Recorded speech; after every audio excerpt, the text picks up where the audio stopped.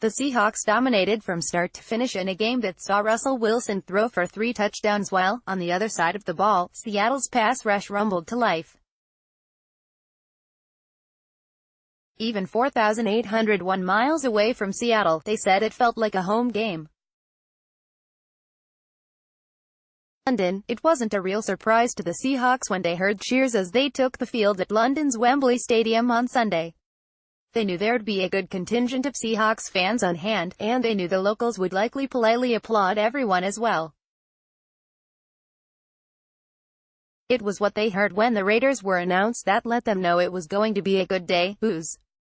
"You feel that energy from our fans and then hear boos when it took the field," said left tackle Dwayne Brown.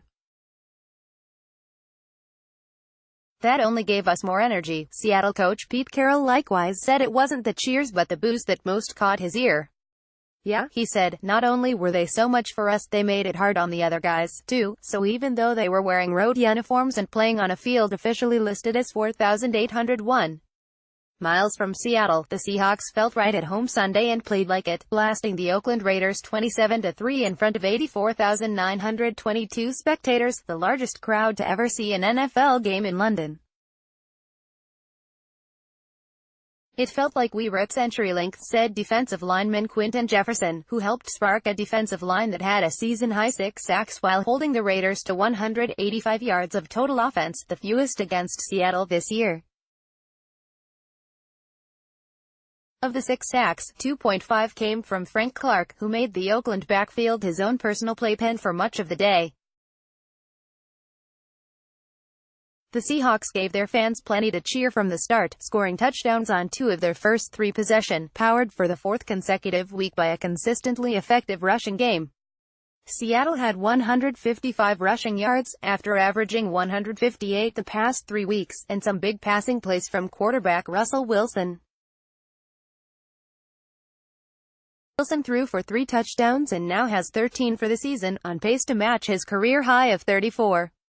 Clark, meanwhile, forced fumbles on 2 of his sacks, each was recovered by Seattle and converted into scores, and the defense also held Raiders running back Marshawn Lynch to just 45 yards on 13 carries and didn't allow a gain of longer than 21 yards.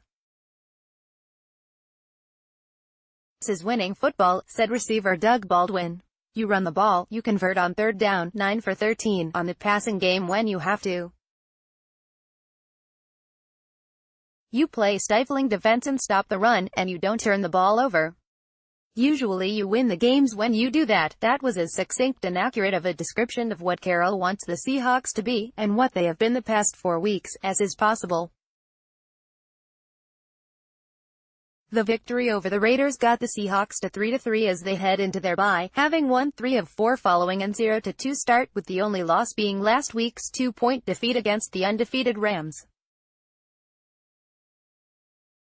If there was any concern that Seattle might have a letdown following that game, or jet lag from the trip to London, it was apparent from the start that wouldn't be the case. The Seahawks drove 82 yards on 14 plays on the first possession, running on the first 7 plays to move from their own 18 to the 49, setting up Wilson's first TD pass of the game to Jaron Brown a few minutes later, the first time in 34 games, or since Sept. 2016 against the 49ers, the Seahawks scored a touchdown on their opening drive. "I think we ran the ball 6 or 7 times the first drive in a row, I believe, just to set the tone that it's going to be tough to play us week in and week out," Wilson said. "You know, that's how we want to be." The Seahawks then forced a 3-and-out on 3 Lynch runs that netted just 1 yard. And as they did, Jefferson noticed something else. "I just didn't see the juice from them from the first snap," Jefferson said of the Raiders. "I just felt like I already knew coming in, all right, we are about to dominate them from the first snap, like it looked like they just wanted to go back home. I don't know if it had to do with them coming a day later or whatever. But we had the juice and we weren't coming home with a loss." Seattle flew out to London on Wednesday, while the Raiders made the trip Thursday. The game basically was over by the first play of the second quarter. Wilson's 19-yard touchdown pass to David Moore came on a play when Wilson initially dropped a slightly off-center snap, then picked it up and moved around and found an open Moore in the back of the end zone. Moore got both feet in, then tumbled over a retaining wall and into a group of photographers. Moore said he was momentarily stunned but otherwise fine. It was 17-0 at the half, and then another Clark strip sack led to a third-quarter field goal. A 62-yard drive, sparked by a 23-yard pass from Wilson to Baldwin, made it 27-0. After being held to one catch last week, Baldwin rebounded big, finishing with 6 receptions for 91 yards.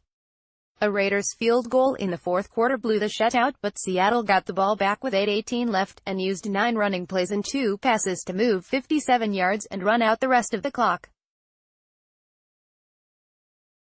Seattle's players heartily celebrated a victory that puts the Seahawks right back in the NFC playoff mix. Only the 6-0 Rams and 4-1 Saints have more NFC wins than the Seahawks.